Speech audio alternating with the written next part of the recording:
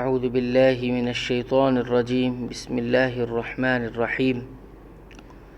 وَإِذْ نَتَقْنَا الْجَبَلَ فَوْقَهُمْ كَأَنَّهُ ظُلَّةٌ وَظَنُّوا أَنَّهُ واقع بِهِمْ خُذُوا مَا آتَيْنَاكُمْ بِقُوَّةٍ وَاذْكُرُوا مَا فِيهِ لَعَلَّكُمْ تَتَّقُونَ۔ اور وہ وقت بھی قابل ذکر ہے جب ہم نے پہاڑ کو اٹھا کر صاحبان کی طرح ان کے اوپر معلق کر دیا اور ان کو یقین ہو گیا کہ اب ان پر گرا، اور کہا کہ جو کتاب ہم نے تم کو دی ہے اسے مضبوطی کے ساتھ قبول کرو اور یاد رکھو جو احکام اس میں ہیں اس سے توقع ہے کہ تم متقی بن جاؤ۔ یہ اس وقت کا واقعہ ہے جب حضرت موسیٰ علیہ السلام ان کے پاس تورات لائے اور اس کے احکام ان کو سنائے تو انہوں نے پھر حسب عادت ان پر عمل کرنے سے انکار اور اعراض کیا، جس پر اللہ تعالیٰ نے ان پر پہاڑ کو بلند کر دیا کہ تم پر گرا کر تمہیں کچل دیا جائے گا، جس سے ڈرتے ہوئے انہوں نے تورات پر عمل کرنے کا عہد کیا۔ بعض کہتے ہیں کہ رفع جبل کا یعنی پہاڑ اٹھانے کا یہ واقعہ ان کے مطالبے پر پیش آیا جب انہوں نے کہا کہ ہم تورات پر عمل اسی وقت کریں گے جب اللہ تعالیٰ پہاڑ کو ہمارے اوپر بلند کر کے دکھائے۔ لیکن پہلی بات زیادہ صحیح معلوم ہوتی ہے۔ یہاں مطلق پہاڑ کا ذکر ہے، لیکن اس سے قبل سورہ بقرہ آیت نمبر 63 اور آیت نمبر 93 میں دونوں جگہ اس واقعے کا ذکر آیا ہے، وہاں اس کا نام صراط کے ساتھ کوہ طور بتلایا گیا ہے۔ وَإِذْ أَخَذَ رَبُّكَ مِنْ بَنِي آدَمَ مِنْ ظُهُورِهِمْ ذُرِّيَّتَهُمْ وَأَشْهَدَهُمْ عَلَىٰ أَنفُسِهِمْ أَلَسْتُ بِرَبِّكُمْ قَالُوا بَلَىٰ شَهِدْنَا أَن تَقُولُوا يَوْمَ الْقِيَامَةِ إِنَّا كُنَّا عَنْ هَٰذَا غَافِلِينَ۔ اور جب آپ کے رب نے اولاد آدم کی پشت سے ان کی اولاد کو نکالا اور ان سے انہی کے متعلق اقرار لیا کہ کیا میں تمہارا رب نہیں ہوں، سب نے جواب دیا کیوں نہیں، ہم سب گواہ بنتے ہیں،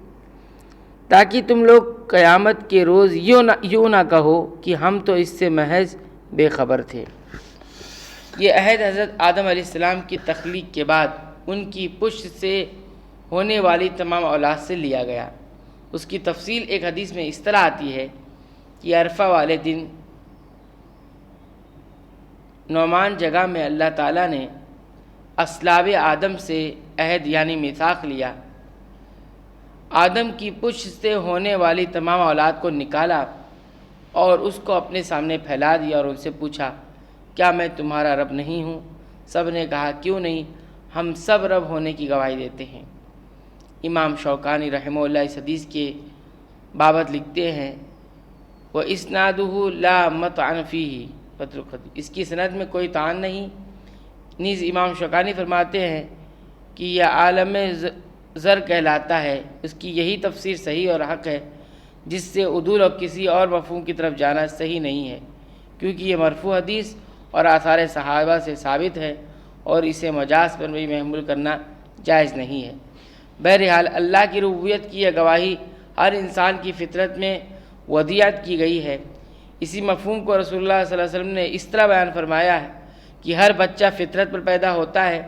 بس اس کے ماں باپ اس کو یہودی یا نصرانی یا مجوسی بنا دیتے ہیں۔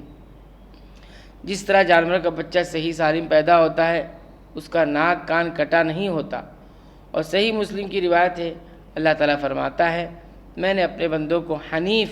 یعنی اللہ کی طرف یکسوئی سے متوجہ ہونے والا پیدا کیا ہے،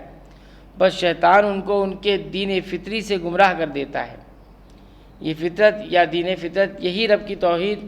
اور اس کی نازل کردہ شریعت ہے جو اب اسلام کی صورت میں محفوظ اور موجود ہے۔ او تقولوا انما اشرک آباؤنا من قبل وكنا ذریۃ من بعدهم افتہلکنا بما فعل المبطلون، یا یوں کہو کہ پہلے شرک تو ہمارے بڑوں نے کیا اور ہم ان کے بعد ان کی نسل میں ہوئے، سو کیا ان غلط راہ والوں کے فعل پر تو ہم کو ہلاکت میں ڈال دے گا۔ یعنی ہم نے یہ عہد اپنی ربوبیت کی گواہی اس لیے لی تاکہ یہ عذر پیش نہ کر سکو کہ ہم تو غافل تھے یا ہمارے باپ دادا شرک کرتے تھے۔ یہ عذر قیامت والے دن بارگاہ الہی میں قبول نہیں ہوں گے۔ وَكَذَلِكَ نُفَصِّلُ الْآيَاتِ وَلَعَلَّهُمْ يَرْجِعُونَ، ہم اسی طرح آیات کو صاف صاف بیان کرتے ہیں تاکہ وہ باز آ جائے۔ اللہ تعالیٰ سے دعا ہے کہ رب العالمین تو ہمیں قرآن حکیم کی ان آیات کے مطابق اپنے اعمال، عقیدے اور ایمان کی اصلاح کی توفیق عنایت فرما، آمین۔